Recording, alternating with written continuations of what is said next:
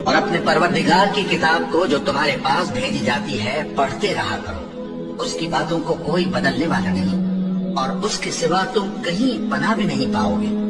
اور جو لوگ صبح و شام اپنے پروردگار کو پکارتے اور اس کی خوشنودی کے طالب ہیں، ان کے ساتھ صبر کرتے رہو، اور تمہاری نگاہیں ان میں سے گزر کر اور طرف نہ دوڑیں کہ تم دنیاوی زندگی کی رونقوں کے خواستگار ہو جاؤ۔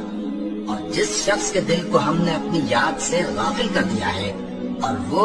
اپنی خواہش کی پیروی کرتا ہے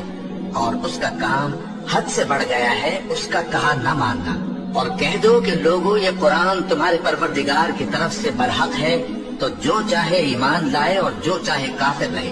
ہم نے ظالموں کے لیے دوزخ کی آگ تیار کر رکھی ہے جس کی قناتیں ان کو گھیر رہی ہوں گی، اور اگر فریاد کریں گے تو ایسے کھولتے ہوئے پانی سے ان کی داد رسی کی جائے گی جو پگھلے ہوئے تانبے کی طرح گرم ہوگا اور جو ان کے چہروں کو بھون ڈالے گا۔